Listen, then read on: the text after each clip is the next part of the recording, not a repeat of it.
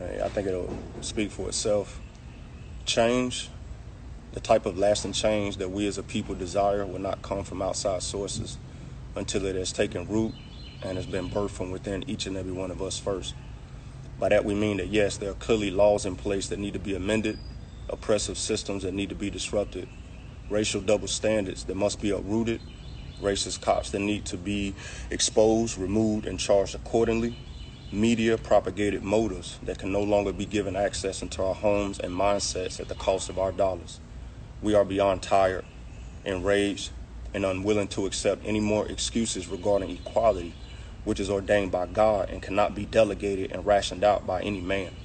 Inside of a nation that was built on our backs, our creativity, and only repaid with unjustified bloodshed.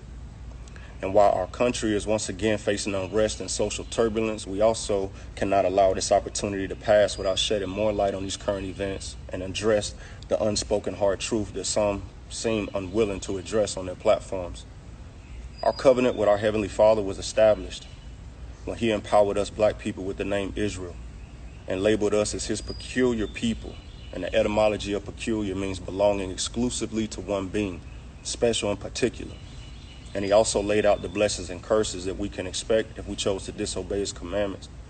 While we are hurting, exhausted, and boiling with emotion, we must also understand that our opposition not only knows our true identity, but have also become masters of our weaknesses and intentionally structure systems to entangle us in sin, which is the only force on this earth that can prevent us from operating in our true power.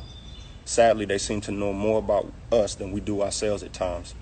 So in no way are we aiming to divert the much needed and overdue attention away from the situation at hand with these unarmed killings. And we fully stand with all of the families of those who have been slain and the protesters around the globe who, like us, are frustrated, angry, and tired of not only the unjustified killings, but also the slow response in arresting and convicting those responsible. What is violently taking place with every one of these senseless killings of our brothers and sisters is madness and completely evil.